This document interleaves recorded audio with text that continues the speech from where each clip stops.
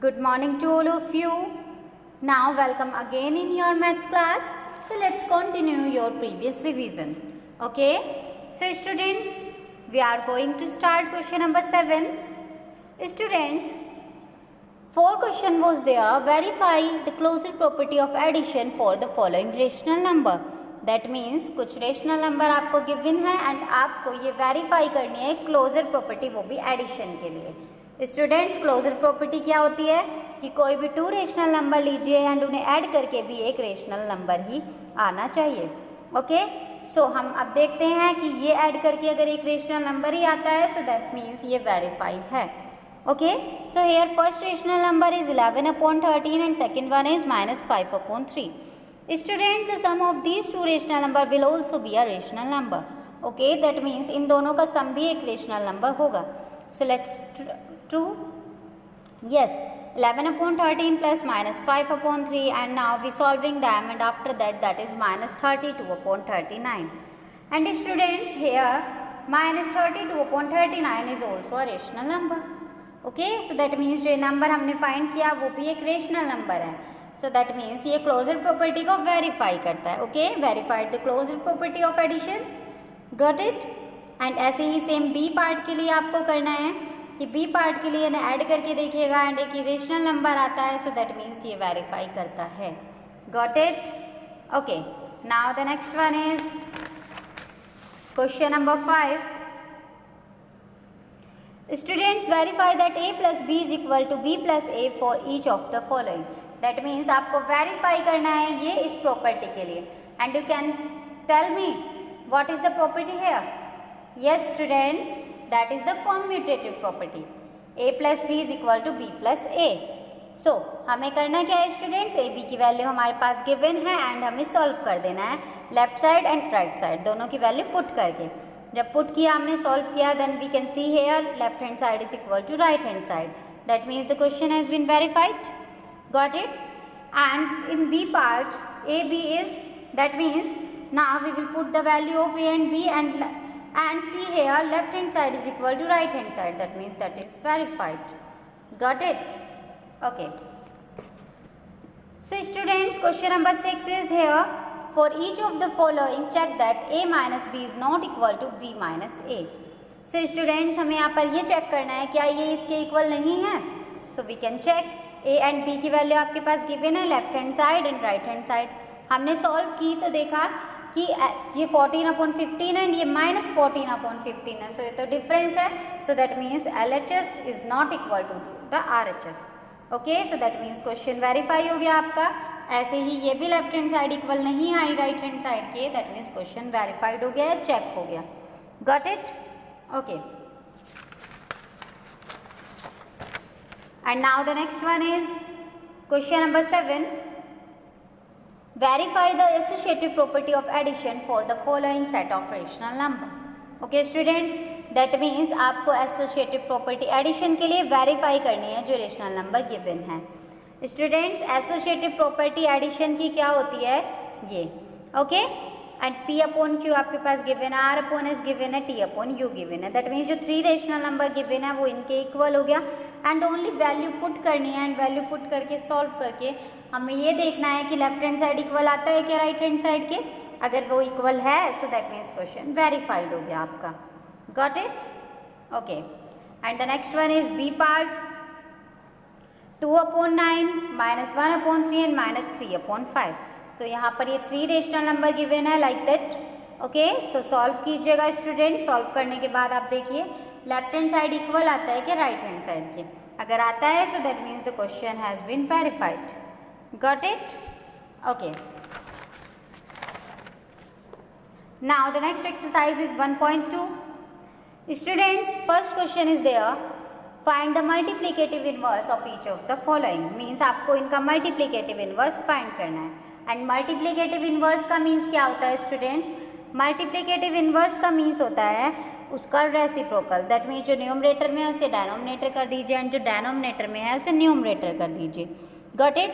सो जैसे ये आपके पास -3 है, अब आप बोलेंगे इसमें तो डेनोमिनेटर है नहीं, so but denominator is 1।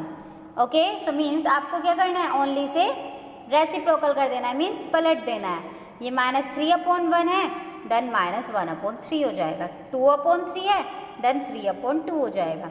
And अगर ये है तो इस टाइप का क्वेश्चन पहले आप सॉल्व करिएगा। 4 2 ज़ा 8, that means -2 × -3 that is -6। Okay, अब +6 एंड +6 का मल्टीप्लिकेटिव इनवर्स क्या होगा? 1/6, क्योंकि 6 को हम 6/1 लिख सकते हैं ना, इसे पलट दीजिए। So that is 1/6। Okay, and D part is this. Now first we will solve that we get -3/7। So multiplicative inverse क्या होगा स्टूडेंट्स? इसका just interchanging the numerator and denominator. Okay, so -7/3। Got it? Okay, and the next one is write the name of the property used in each of the following. जो ये आपको given है इसमें आपको name लिखना है कि किस प्रॉपर्टी का नेम है ये, मीन्स कौन सी प्रॉपर्टी यूज हुई है इसमें। So students, can you tell me what is the property here? Yes, कौन सी प्रॉपर्टी है स्टूडेंट्स ये? ओके, ये डिस्ट्रीब्यूटिव प्रॉपर्टी है। कैसे? क्योंकि a multiplied by b plus C is equal to a multiplied by b plus a multiplied by c। And अगर P/Q की फॉर्म में भी लिख सकते हैं, P/Q multiplied by yes R/S plus T/U, जो भी होता है आपके पास। ठीक है, सो ये कौन सी प्रॉपर्टी है स्टूडेंट्स? Distributive property. मल्टीप्लिकेशन की है बट ओवर एडिशन, क्योंकि एडिशन का साइन है, ऐड का साइन है। ऐसे ये प्रॉपर्टी है, सो ये कौन सी प्रॉपर्टी होगी स्टूडेंट्स? बताइए। अगर इसमें जब भी किसी की मल्टीप्लाई उसके रेसिप्रोकल से की जाए तो वो क्या होता है? इनवर्स, क्योंकि इनवर्स में ही तो होता है ऐसा। सो ये कौन सी प्रॉपर्टी हो गई? Inverse. Okay, and next one is, ये कौन सी प्रॉपर्टी है? जब भी अगर ऑर्डर चेंज कर दिए जाए, means a × b is equal to b × a। So वो कौन सी प्रॉपर्टी होती है? Commutative property. But over multiplication, why? Because multiply is there. And plus होता तो एडिशन हो जाता, सब्ट्रैक्शन होता तो सब्ट्रैक्शन हो जाता। Okay students, D part is same here, associative property of multiplication. Okay, ये मल्टीप्लिकेशन की प्रॉपर्टी है, एसोसिएटिव प्रॉपर्टी। आप प्रॉपर्टी भी लिख दीजिएगा कि ये प्रॉपर्टी है। Okay, now next question is question number 3। Verify the commutative property of multiplication for the following rational number. That means आपको इन नंबर्स के लिए कॉम्यूटेटिव प्रॉपर्टी वेरीफाई करनी है। Okay students, so A part is here.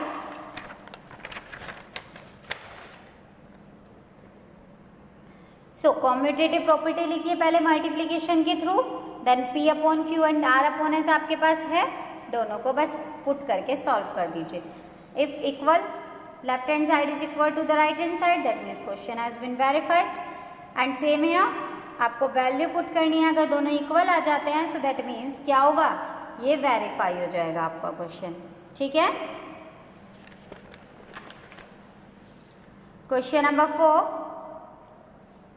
For each of the following rational number, check that x divided by y is equal to y divided by x. So that means जो आपके पास ये given है आपको उनके लिए verify करना है, means check करना है कि ये क्या ऐसा है या फिर नहीं। सो हमने लेफ्ट हैंड साइड इक्वल की है राइट हैंड साइड की। स्टूडेंट, जब भी क्वेश्चन में चेक आ जाए या वेरीफाई आ जाए तो आपको ध्यान रखना है कि आपको लेफ्ट हैंड साइड अलग सॉल्व करनी है एंड राइट हैंड साइड अलग साइड। ओके, सो हमने सॉल्व किया, सो वैल्यू पुट की, ये 72/5 आया एंड ये 5/12 आया। So that means it is not equal to. Okay, equal नहीं है, सो दैट मीन्स क्वेश्चन क्या कर दिया हमने? Check. Okay, B part is same, X and Y की वैल्यू पुट कीजिए, अगर इक्वल नहीं आता है तो लिख दीजिए is not equal to. Okay, means question ने जैसा बोला है, इसने बोला है क्वेश्चन में कि ये इसके इक्वल नहीं होगा, सो ये क्वेश्चन में इसके इक्वल नहीं है। Okay, and next one is question number 5. Verify the property x multiplied by y multiplied by z is equal to x into y into z. Okay, x y z की value given है। ये property जो आपके पास given है इसमें value put करनी है आपको। इसमें ओनली इस पूरे चैप्टर में स्टूडेंट्स वैल्यू पुट करने का ही गेम है। मीन्स अगर आपको प्रॉपर्टीज लर्न होंगी सब तो आप इजीली प्रॉपर्टी फिल कर सकते हैं। कैसे? मीन्स ओनली वैल्यू पुट ही तो करनी है आपको, वैल्यू पुट करके सॉल्व करनी है। ओके, सो स्टूडेंट्स, आपने ये वैल्यू पुट किया एंड देखा कि 7/18 एंड ये also 7/18, so that means it is equal to this, so that means question verified. Okay, next part is B. इसमें भी आपको सेम प्रोसेस करना है, इसके लिए भी सॉल्व करना है, इसके लिए भी। अगर इक्वल है तो लिख दीजिए वेरीफाइड, ओके। एंड इसमें भी आपको ये सॉल्व करना है, ओनली प्रॉपर्टी सॉल्व की गई है इसमें वेरीफाइड। सो एक्स वाई जेड है, आपने इसमें भी सेम ही प्रोसेस करना है, लेफ्ट हैंड साइड अलग सॉल्व करना है, राइट हैंड साइड अलग। अगर दोनों इक्वल आते हैं क्वेश्चन के अकॉर्डिंग तो क्वेश्चन क्या हो गया, वेरीफाइड। Got it. एंड ऐसे ही आपको बी पार्ट है, बी पार्ट में भी सेम प्रोसेस करना है।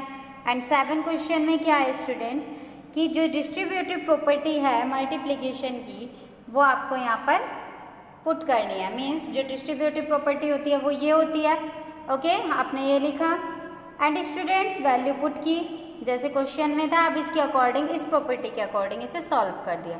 मीन्स इसकी मल्टीप्लाई इसमें भी एंड इसकी मल्टीप्लाई इसमें भी सॉल्व किया। सॉल्व करने के बाद देखते हैं क्या आता है। सॉल्व करने के बाद आप वैल्यू पुट करते हैं ये, सो ये इसका आंसर है। ऐसे ही स्टूडेंट्स बी पार्ट में भी आपको सेम प्रोसेस करना है कि जो डिस्ट्रीब्यूटिव प्रॉपर्टी है उसे फॉलो करना है। यहाँ पर फॉलो करके वैल्यू पुट करके आंसर आता है 1/35। Got it. तो स्टूडेंट्स ये आपका कंप्लीट हो गया है एक्सरसाइज 1.2। एंड स्टूडेंट्स आप इसे बहुत ध्यान से पढ़िएगा तभी आपके मार्क्स अच्छे आएंगे। और अगर आपको प्रॉब्लम हुई है कि कुछ भी प्रॉपर्टी, कोई भी प्रॉपर्टी समझ नहीं आई है तो आप मुझसे पूछिएगा, ओके स्टूडेंट्स। एंड स्टूडेंट्स आपको करना क्या है, आपका होमवर्क क्या है, मीन्स प्रिपरेशन जो आपको करनी है, आपके पास जितनी भी प्रॉपर्टी है, property name, okay, and property लिखनी है कि वो क्या प्रॉपर्टी है, ठीक है। जैसे क्लोजर प्रॉपर्टी लिखना आप, क्लोजर प्रॉपर्टी में कि क्लोजर प्रॉपर्टी क्या होती है जनरल फॉर्म में, जैसे P/Q है ना, okay. And R/S is equal to कोई रेशनल नंबर आएगा इसके अकॉर्डिंग। ऐसे ही जो कॉम्यूटेटिव प्रॉपर्टी है उसका नेम लिखिएगा एंड कॉम्यूटेटिव प्रॉपर्टी क्या होती है वो लिखिएगा। ऐसे ही सब प्रॉपर्टी लिख के उसकी पिक क्लिक करके मुझे सेंड कीजिएगा, ओके स्टूडेंट्स। एंड इन सब के एक एक एग्जाम्पल सबको करना है, ओके। मीन्स कोई भी एग्जाम्पल ले लीजिएगा एंड बुक में जितने भी एग्जाम्पल है आपके वो हर एक एग्जाम्पल आप सॉल्व करिएगा, ओके। एंड एग्जाम्पल करने के बाद अगर आपको कुछ प्रॉब्लम आती है कि आपको समझ नहीं आ रहा है तो आप मुझे मैसेज कीजिएगा, okay. Got it, okay. So now that's all for today, and if you have any doubts you can contact or message to me. Thank you. Have a nice day.